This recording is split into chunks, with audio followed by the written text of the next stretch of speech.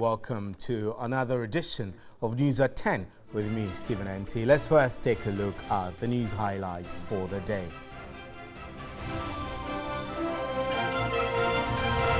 The Industrial and Commercial Workers Union, ICU, has directed dismissed workers of the defunct Beige Bank to seek redress at the National Labour Commission if they feel aggrieved. Its General Secretary Solomon Kote was reacting to the purported dismissal of some 700 workers of the defunct bank.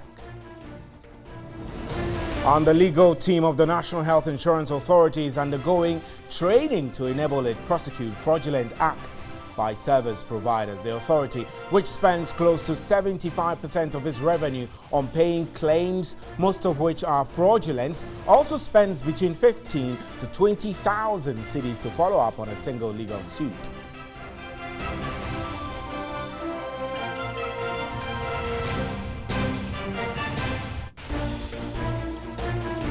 And President Akufo-Addo has charged members of the legal fraternity on the African continent to uphold the integrity of the profession and ensure the rule of law is upheld at all times. It was addressing the 58th Annual General Conference of the Nigerian Bar Association in Abuja, Nigeria. And the Ghana Institute of Freight Forwarders Association has begun a strike in protest against the implementation of the cargo tracking note system. The three-day protest is to force government to suspend the new system before its policy of complete compliance takes off on September 1.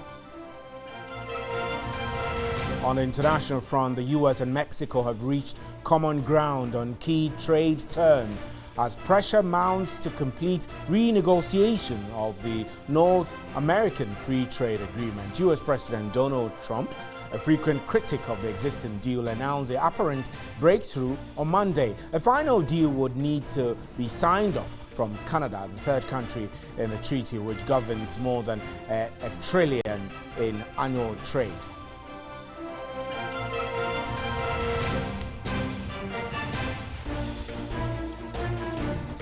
Those were major news highlights. Remember, you can hear me live on 3FM 92.7 and we're streaming live on Facebook and on 3news.com. Up next is a big one.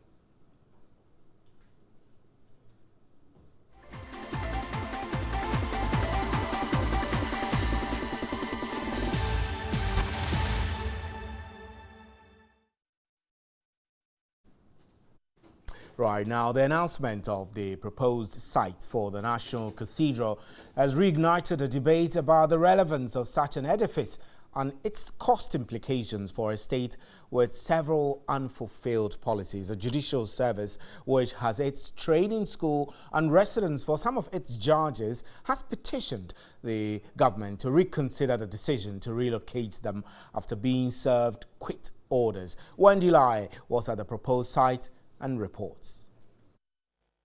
Here at the Scholarship Secretariat, and this is one of the buildings that will be demolished to pave way for the construction of the National Cathedral. President Akufo-Addo on March 6, 2017 cut sword for the construction of the National Cathedral. While some Ghanaians have raised concerns about this, others are in favor of the construction of the National Cathedral.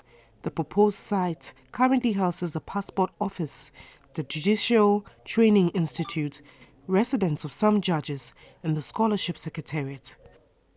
The cathedral, when completed, would add up to the number of high-profile and essential state edifices in the area, which already houses the State House, Parliament, the Accra International Conference Centre, the Sports Stadium. Quit notices served occupants hasn't gone down well with some residents who have petitioned the president to reconsider the location for the 5,000-seater cathedral.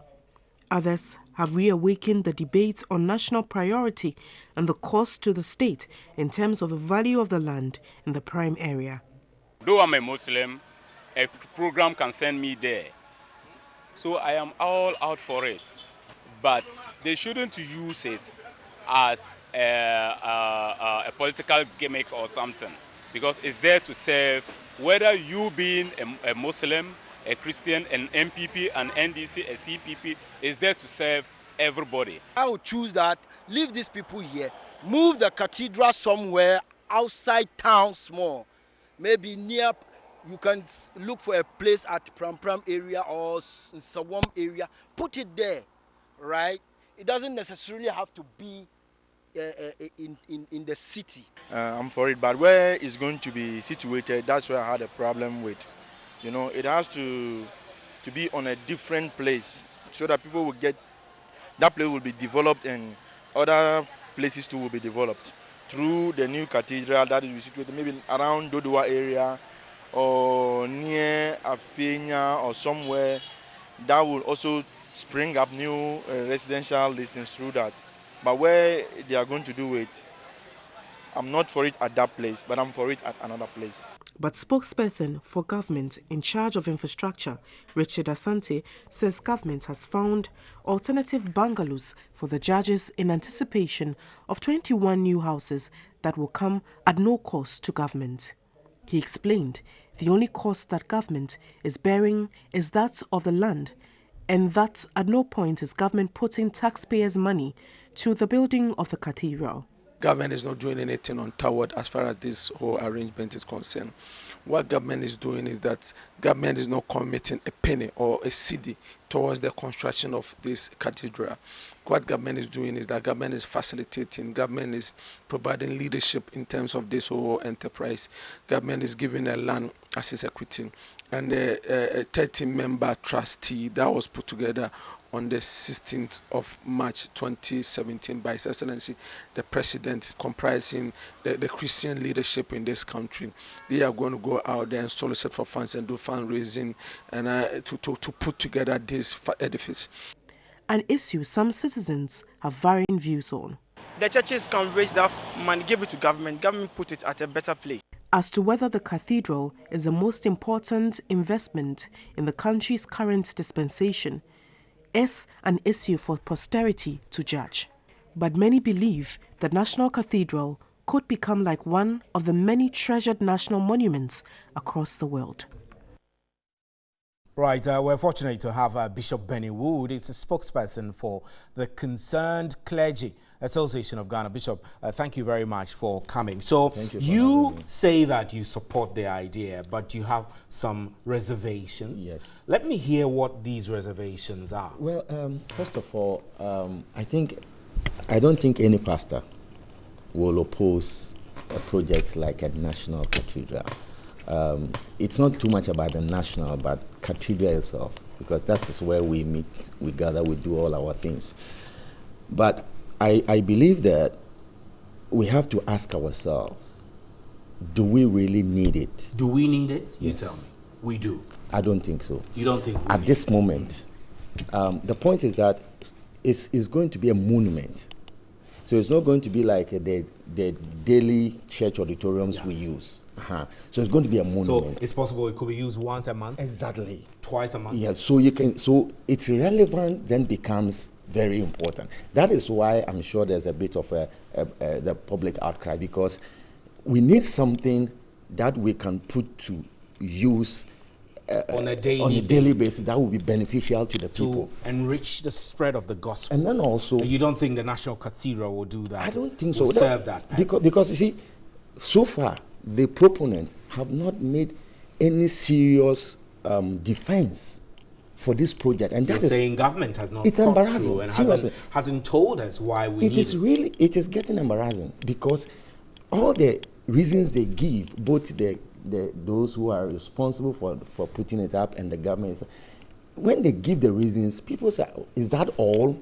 You know, because normally some monuments like this... Reasons like we need an iconic cathedral where we can have national interdenominational events. Maybe we need where we can have big events like, let's say, Kofi Annan. If after we're doing Kofi Annan's funeral, we can take it to the National Cathedral. Kofi Annan goes to church, so his church and whatever church he belongs have an auditorium, they can easily host him. In actual fact, the biggest auditorium, I think, in Accra is Lighthouse, 25,000, and then the rest, that is 14,000, and this is 5,000. So very soon people will even forget that we have something like that in existence, and that's why we are. That's the point, because so we because don't really need you it. feel that in terms of size, it's not a big deal. It won't be the biggest iconic building. Because you see, the National Cathedral in America is not owned by the state. It's owned by Episcopal Church. They adopted it. We have Holy Trinity, we have Holy Spirit. They can be used, and then also it is the second largest church building in America. So there should be something about it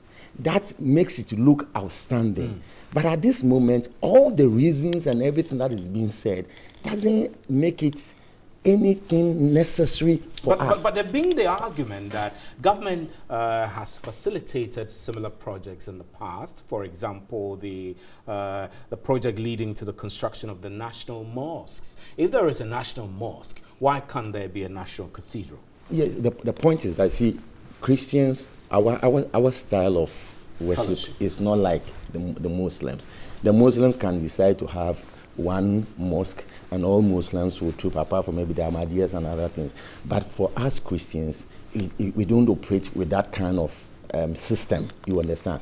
And the point is that if we want to talk about the government facilitating national cathedral, in Ghana as of now, one of the reasons I heard for this is that we want to use it as a symbol of upholding God in our national affairs. But that's not bad, is it? Upholding God in our national affairs. If you enter Ghana, you don't need any church building if you tell the Ghanaians are religious people. God is everywhere in Ghana. But there are still crime in our society. That's the point. Armed robberies religion hasn't taken us anywhere, really. So what you are saying, rather, you are supporting and buttressing the point I am making, that if human beings that goes into the auditorium have not been able to change the society, what will auditorium So do? you think that instead of physically investing in a cathedral, an auditorium like that, government could channel the resources into other improvements? Let me tell you what, if the government want to help the church to do, the government could have done. What the government can do is to invest in outreach programs for the church. They can have an endowment fund, because that is what will change the people.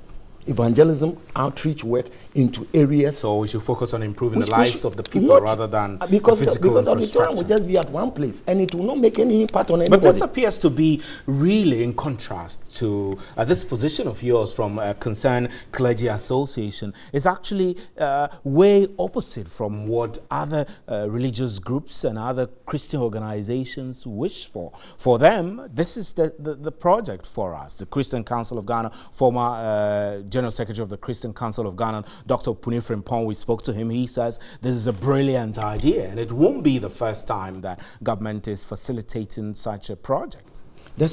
I mean, it's an opinion. I mean, he has an opinion and he thinks so, but I believe that this project at this time is needless. With its purpose, it's not necessary. We don't need a national cathedral. What we need is a kind of a fund, an investment that will help the church to be strong and to do outreach work. Our job, basically, as a church, is to win souls, change people, prepare them for eternity. Right. It's not to glorify ourselves in monuments and buildings. That's not our style. So if it becomes monumental, then it's shifting into idols. Especially with, look, the buildings, church, you know, so our churches that are about to put up 30,000 auditoriums. I mean, skyscrapers are going to be erected very soon in Accra and Ghana. And that's what I'm telling you, that the National Cathedral will end up becoming something people will easily forget.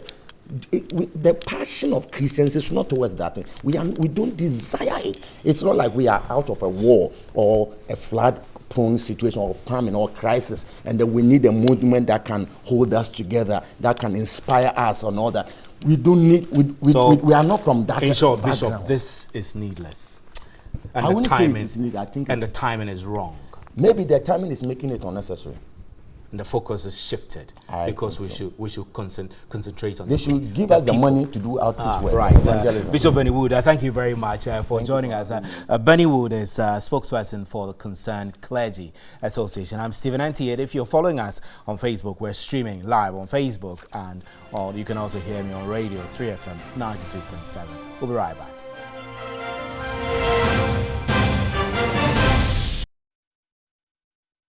Welcome back. Now, President Akufo-Addo has urged Nigeria to give its assent to the Continental Free Trade Area Agreement. According to the president, Nigeria stands to gain with its dynamic population, sense of enterprise of her people, and size of her economy.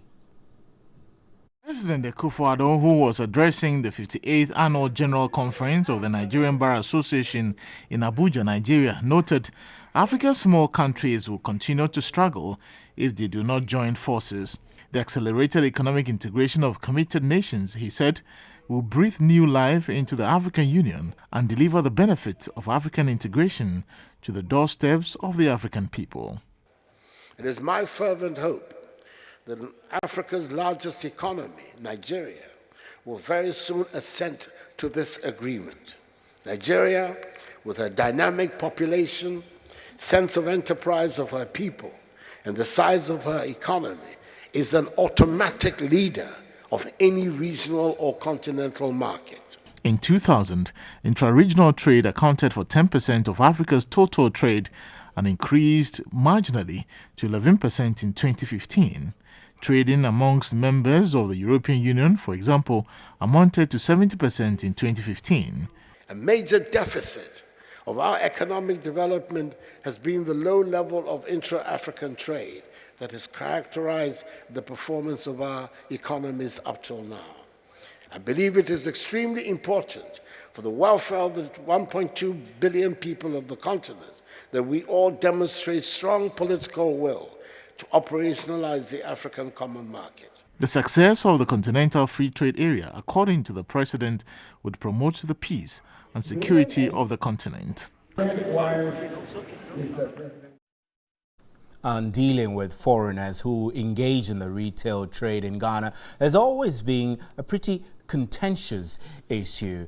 Several attempts have been made in the past to flush out foreigners in the retail trade, but to no avail. Per the Ghana Investment Promotion Council Law, GIPC Law 27, Section 1, a person who is not a citizen or enterprise which is not wholly owned by a citizen shall not invest or participate in the sale of goods or provision of services in a market, petty trading, or hawking or selling of goods in a store or any place. A task force from the Trade Ministry recently, earlier this month, met with leadership of the Ghana Union of Traders and the Nigerian Union Traders Association to address the disagreements that exist between them over retail trade in the Swami Magazine area in Kumasi and other parts of the country. We have been joined in the studio tonight by Yahya Al-Hassan, who helps to promote trade between Ghana and Nigeria. Mr. Al-Hassan, thank you very much for coming.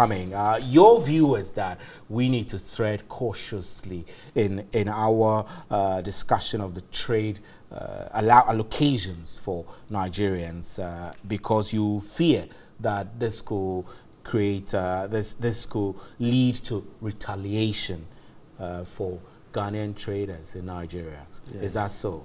Yeah. Thank you, sir. In the first place, I would like to, call on the Director General of Immigration, Mr. Kwame Aswa, for him to release the many, Nigerians in the immigration custody, not far from here. Unconditionally, he should release them. It's a very reckless, approach.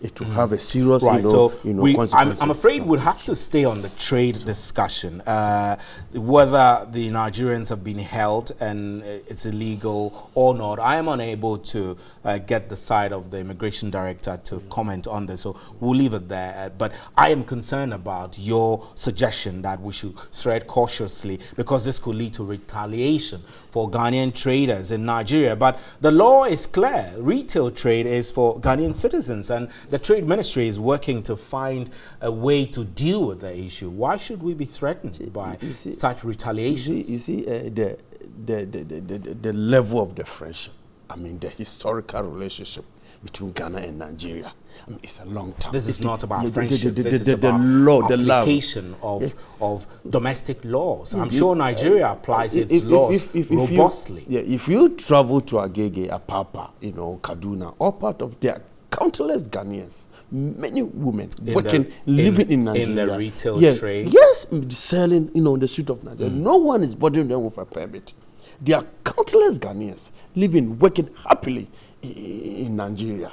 I mean, it's a welcoming city. Yeah. We are enjoying. So if you want to apply such a law, if you want to apply, say, permit, we're trying to open a Pandora box, which has a dangerous repercussions. It's an act of, endangering, the many Ghanaians. You're using quite volatile expressions, Pandora box, endangering, but you're not staying focused on the laws that exist, the ECOWAS trade relationship that exists. For example, a Ghanaian has to go to Nigeria and follows through with local laws that will permit him or her to sell or not to sell in the retail market. I do not recall the volume of Ghanaian traders in your retail market.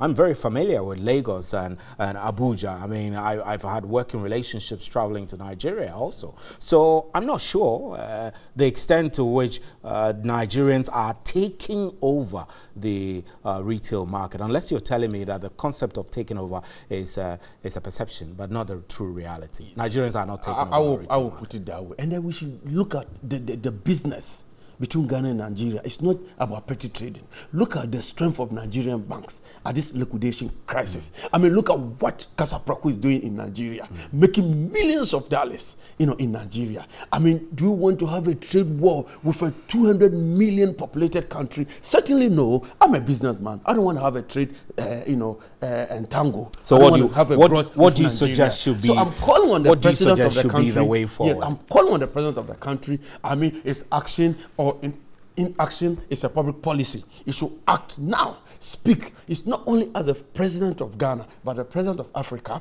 I mean, you should speak, put order.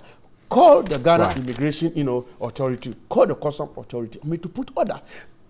We've come a long way. We passed the notorious era of 1969 and 1983. We don't want Kokurum.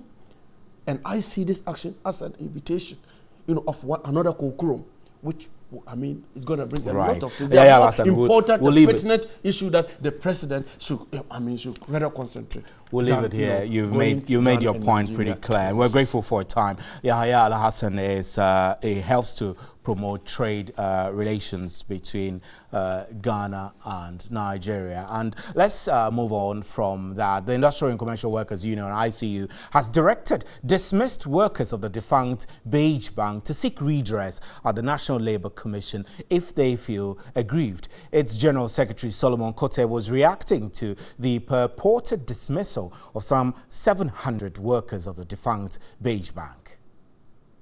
The ICU urged the aggrieved workers to study their contracts with Beige Bank before the takeover. If it is stated that the contract agreement allows them to work for 2 years, the managers of Consolidated Bank have breached the agreement.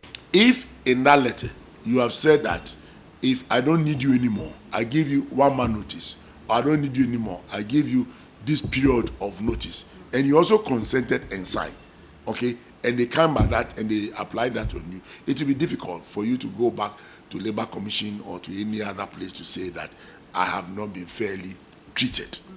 That is why condition of service to every employee must be taken seriously. You must know the conditions under which you are entering the job and the conditions under which you can bar out of the job. The 700 workers who have been laid off are not part of those on a 60-day probation by the Consolidated Bank. The Bank of Ghana is reported to have proposed to the dismissed workers to go into car rental business and other opportunities. Though the ICU lauded the BOG for such an initiative, it's rather emphasized on training for other job opportunities. In every redundancy exercise in ICU, we add a training bit. The training bit will also advise the workers at the time of the exit. Now, well, once upon a time, you used to be a clerical officer, a banking officer, or what have you. But for this period that you now be chasing and looking for other jobs, this money is in your hands. Either do this investment or some mini trade to turn around to see your money actually grow than to spend and not generate. That will get you finish your money in no time. The union has since asked the government to roll out job creation opportunities for the retrenched staff. And that's how we wrap up with News at 10. Thank you very much for making time. On behalf of the crew, good night. There's more news at 3news.com.